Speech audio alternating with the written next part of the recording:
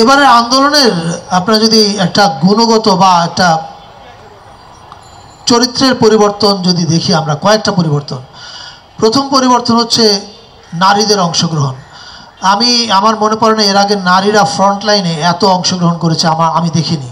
এটা একটা সিগনিফিক্যান্ট পরিবর্তন আমাদের দেশের গণতান্ত্রিক আন্দোলনের ইতিহাসে।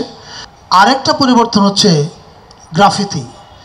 আন্দোলনে যে গ্রাফিতি একটা টুল হয়ে উঠতে পারে, এটা আমরা এর আগে দেখিনি। এই যে আমাদের নতুন বাংলাদেশের নতুন সৃজনশীলতা নতুন আন্দোলনে যুক্ত হয়েছে, এটাও আমাদেরকে নতুন বাংলাদেশের দিকে এগিয়ে দিয়েছে বলে আমার ধারণা। এবারের আন্দোলনে কবি নজরুল নতুনভাবে আবিষ্কৃত হয়েছে। নজরুলের কবিতা বিভিন্ন জায়গায় দেয়ালে লেখা হয়েছে, স্লোগানে এসছে, গানে এসছে। এমনকি মানে এখনকার সময়ের কবিদের মধ্যেও কবিতা, আমি যেমন হাসান রোবায়েদের কবিতা বলতে পারি।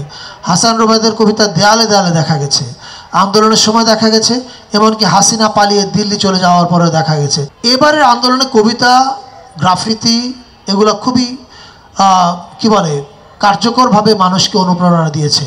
অর্থাৎ আমরা শিল্পের শক্তির কাছে আবারও ফিরে গেছি এবং শিল্পই আমাদেরকে আবার শক্তি দিয়েছে এই ফ্যাসিস্ট হাসিনাকে বাংলাদেশ থেকে তাড়িয়ে দেওয়ার জন্য। এখন যখন আমরা ফ্যাসিস্টকে তাড়ানোর কথা বলছি, তখন আসলে আমরা মত প্রকাশের স্বাধীনতার কথা বলতে হবে।